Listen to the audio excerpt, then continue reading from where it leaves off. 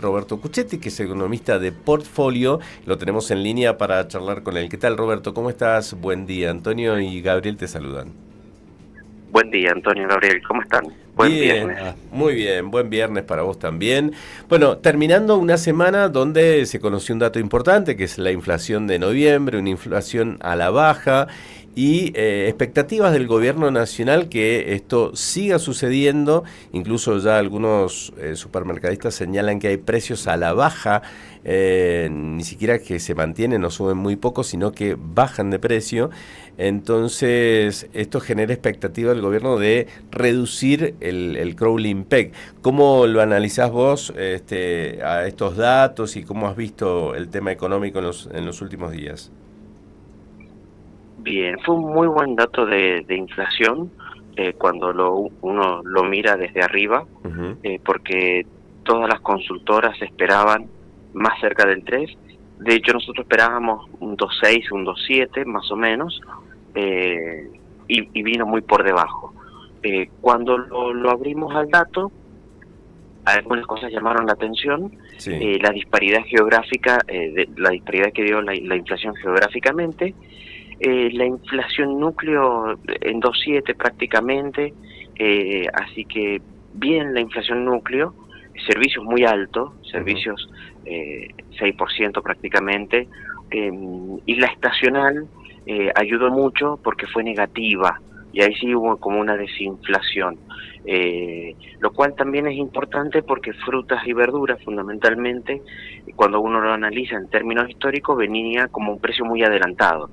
Entonces es como que ha empezado el mes pasado o sea, digamos octubre y noviembre, han empezado a mostrar esa lentitud de crecimiento como para empezar a acoplarse al resto de la suba de los bienes. Ujú. Así que lo importante de estacionales, que es difícil que vuelva a dar otro número similar, pero lo importante es que básicamente es alimento, ¿sí? Entonces, eh, para los sectores de niveles adquisitivos más bajos, Sí. medios bajos, que una buena parte de los alimentos baje es sin lugar a dudas una buena noticia. Y Ujú. el resto del índice muy en línea, un buen dato, sí. Así que bueno, ahora hay que esperar qué pasa con diciembre. Exactamente. Sí, que diciembre a veces suele ser un mes un poco más caliente en el tema de inflación, ¿no?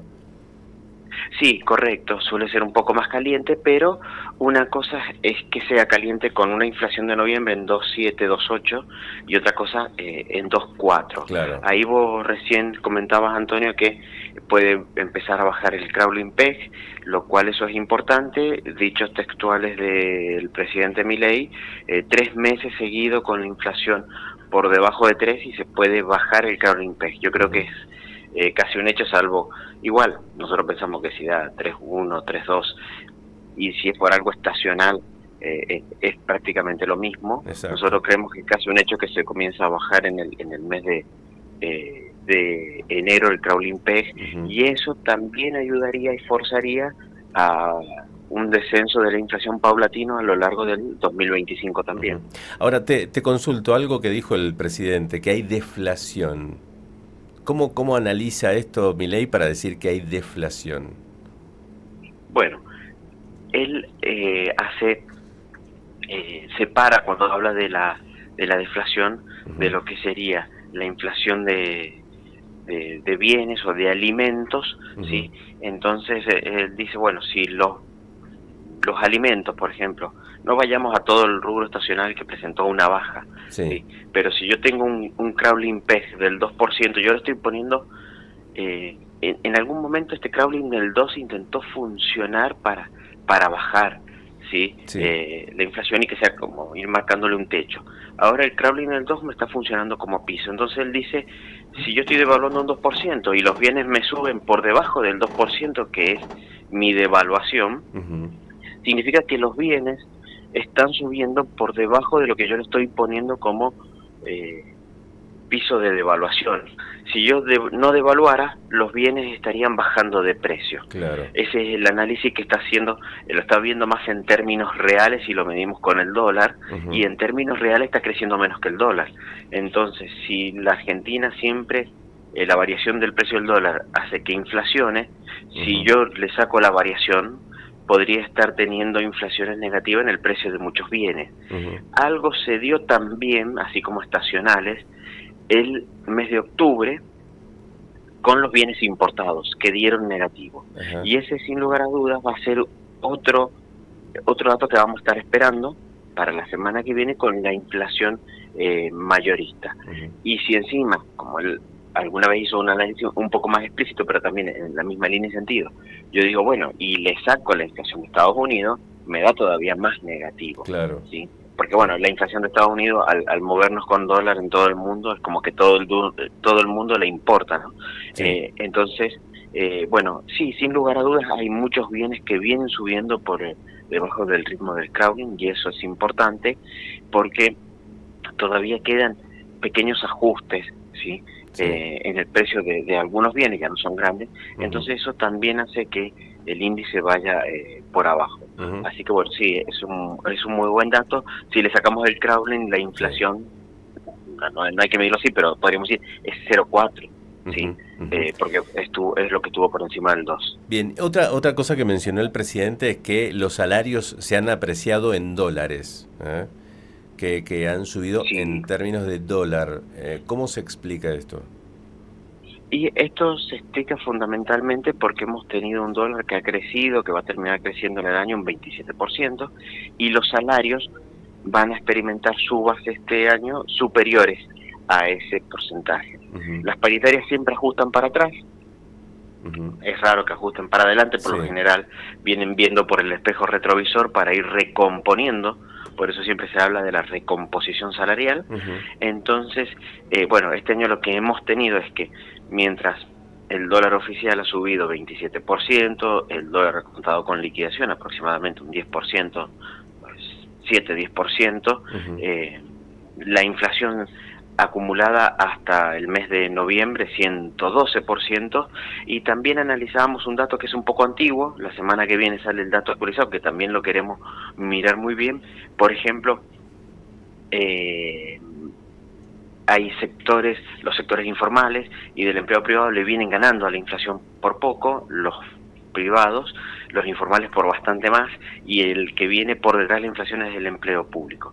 Pero sí, lo que esperamos es que este dato sale con un mes adicional de atraso, o sea, vamos a conocer el dato de octubre, pero esperamos para octubre y noviembre que no solamente, como dice el presidente, que los salarios le han ido ganando al dólar porque las paritarias han estado por encima de esa evolución del 27%, sino que también comiencen ya desde el mes, dependiendo de los sectores, el mes de agosto o septiembre, a ganarle a la inflación, aunque sea poco, pero le van a ir ganando. Y eso también nosotros lo vemos y lo traducimos en el nivel de apoyo que empezó a tener el gobierno, sobre todo en el mes de octubre y noviembre, en donde volvió a los niveles de confianza superiores al 50%. Bien, bien. Paso ahora al tema de actividad económica, cómo viene la reactivación en los distintos sectores, porque también se van conociendo datos más antiguos, más viejos, ¿no? Entonces, como que la realidad va mucho más adelantada. Sí, ¿cómo analizás esa cuestión, si hay reactivación o no? Porque se anuncian inversiones, todo eso. Está bien que tarden tiempo en producir su efecto en la economía, pero bueno, obviamente hay distintos indicadores que podemos ir leyendo.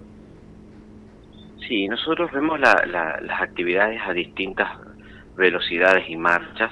Se van conociendo, primero se conocen datos como preliminar y después se los ajusta. Entonces, por ahí, cuando uno los lee así rápidamente, se pierde que dice que la actividad cayó, pero subió. Entonces, bueno, la actividad viene con algunos serruchos, sí, más serruchos que la inflación. La inflación ha sido más prolija en su descenso, pero la actividad viene con más serrucho, donde todavía hay actividades que están muy retrasadas y el crecimiento que se va dando es pequeño. Obviamente el gobierno esto lo asume porque decidió apagar un motor de la economía que es la obra pública prácticamente. Entonces construcción viene más atrasado, consumo viene más atrasado, y en esto que decíamos recién, los salarios se van a ir recuperando, pero de a poco nosotros esperamos que el consumo empiece a normalizarse y a empujar más el nivel de actividad hacia el segundo trimestre del 2025. a partir de marzo, abril, es donde esperamos mayor actividad. Y otros sectores como el campo y la energía vienen con un muy buen ritmo. Sí, vienen empujando bastante bien. El campo fundamentalmente se está enfrentando a una situación en donde mejores condiciones climáticas animaron a los que toman decisiones, sí, a sembrar, de a la plantar, resiembra, todo eso. Claro, y vamos a tener la mayor superficie sembrada en los últimos 5 años, y con las condiciones climáticas que se empiezan a vislumbrar, hoy para este fin de semana están pronosticadas fuertes lluvias en todo lo que es la zona núcleo. Sí. Esperamos que la actividad siga recuperándose un poco más lento, y ya entrado el segundo trimestre del año 2025, con los RIGI ya quizás ya sí trabajando, esperamos que empiece a tomar vuelo. Sin lugar a dudas creemos que el 2025, el año 2024, ya digo, el año pasado ha sido estabilización, el 2025 debe ser crecimiento, y creo que eso en términos generales se va a notar. Bien, bien. Paso del tema de los indicadores al tema de inversiones, porque hay gente que quiere, obviamente tiene algún dinero, algún ahorro, llega, qué sé yo, diciembre donde cobras el aguinaldo, decir no me voy de vacaciones, pero no quiero que esa plata, por más que la inflación esté bajando, la quiero tener activa. ¿Qué pasó con, por ejemplo, los CDRs? Ahora también se puede invertir en oro, en la bolsa porteña. ¿Qué posibilidades hay? Bien, mundo internacional muy convulsionado, como decías Antonio, sí se puede invertir, ahora hay nuevas alternativas de inversión, algunas muy interesantes, como un fondo que cotiza, que invierte en oro físico para los más defensivos, muy interesante porque permite invertir en oro sin tener que comprar empresas mineras que son un poquito más riesgosas, y también sin tener que mover oro físico que tiene mucho spread entre la compra y la venta. Claro. Interesante también ETFs, estos fondos cotizantes de Bitcoin y de Ethereum, también para los que quieran ir por ese lado y no sepan muy bien cómo se mueve, es una buena alternativa para seguir criptomonedas sin complicarse la vida con billeteras y esas cuestiones. Y después, bueno, un fondo de China y otro fondo un poco más raro. Lo que nosotros vemos a nivel internacional es mucha volatilidad de cara a la asunción del nuevo presidente de Estados Unidos, Donald Trump, el 20 de enero, y qué es lo que va a terminar haciendo. Por lo pronto, seguimos esquivando a Brasil.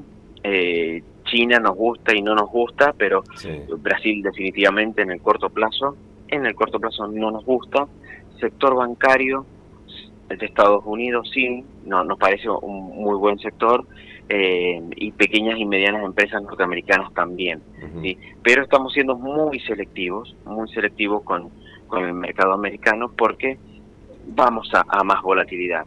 Como nosotros venimos de atrás, como nosotros venimos con otro proceso, bueno, por ahí acciones argentinas nos siguen, las sobreponderamos por sobre la extranjera, por lo menos de corto plazo. Así que bueno, ahí también con acciones argentinas esperamos este repunte en el nivel de actividad, que creemos que va a ser bueno para el precio de esos activos. Bien, y respecto de eso, el tema de volatilidad, la asunción de Trump y todo esto, aquí en la Argentina el dólar bajó bastante la otra semana, ahora ha subido un poquito, me estoy hablando al dólar blue, al libre, y hay muchos que siguen insistiendo con el tipo de cambio atrasado y todo esto. Lo hemos hablado aquí en este espacio con vos, pero ¿cómo sigue esa situación? Bueno, nosotros, digamos, en términos generales, si uno a la economía le pudiera sacar un poco de impuestos, no lo vemos tan atrasado. Sí creemos que con esta carga positiva es muy complicado para muchas actividades que no terminan de ser competitivas ya con impuestos bajos, mucho menos con este nivel de impuestos. Digo esto porque por ahí las economías que quieren tener impuestos, quieren tener un tipo de cambio alto, son economías que tienen altos impuestos, ¿sí? Entonces necesitan un tipo de cambio más alto para empezar a emparejar la cancha con respecto a lo que es el exterior. Nosotros todavía no lo vemos así, no lo creemos que sea algo complicado, por lo menos en el corto plazo,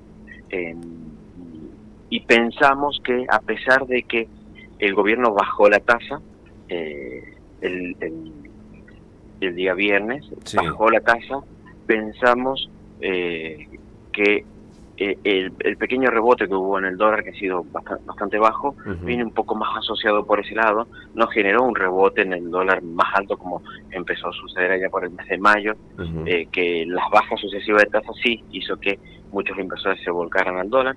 En este escenario lo vemos bastante estable y nosotros por mercado seguimos viendo más presencia de dólares que de pesos, y este es un dato. Nosotros, te diría, Antonio, de 7 de 10 inversores piensan invertir en dólares, ¿sí?